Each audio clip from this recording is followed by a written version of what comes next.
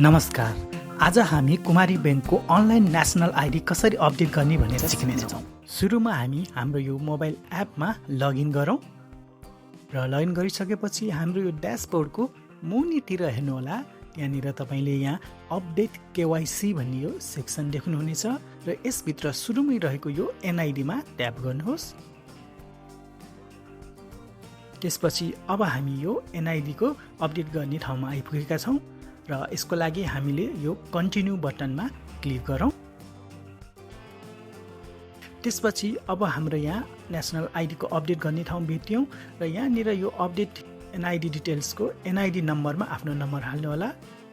त्यसपछि यो place of इस्युमा कहाँबाट जारी भएको त्यो जिल्ला हाल्नुहोला। त्यसपछि तपाईँको एनआइडी चाहिँ इस्यु कहिले भएको त्यसको डेट हाल्नुहोला। यो सबै विवरणहरू तपाईँले आफ्नो एनआइडी कार्डमा देख्न सक्नुहुनेछ। त्यस्तै गरी हामीले यो तपाईँको इमेल एड्रेस यहाँनिर राख्नुहोला र यति गरिसकेपछि अब हाम्रो भनेको एनआइडीको फोटोहरू अगाडि र पछाडि दुवै हामीले अपलोड गर्नुपर्ने हुन्छ र यसरी पहिला फ्रन्टको एउटा अपलोड गरौँ। त्यसपछि फेरि हामी नेक्स्ट फेरि पनि क्लिक गरेर अर्को ब्याक साइड पनि दुवै अपलोड गरेर हामीले यो बटन अपडेट यो अपलोडमा थिचौँ।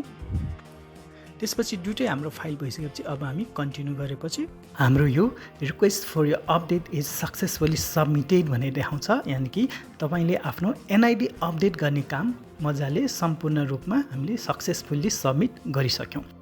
यसको साथै तपाईँले एनआइडी अपडेट गर्नुभएको जानकारी तपाईँले आफ्नो इमेलमा पनि यसरी पाउन सक्नुहुनेछ। हस् त आजको लागि यति नै। फेरि पनि हामी अर्को भिडियो चाँडै नै लिएर आउने नै छौँ। तबसम्मको लागि बिदा दिनुहोस्। नमस्कार।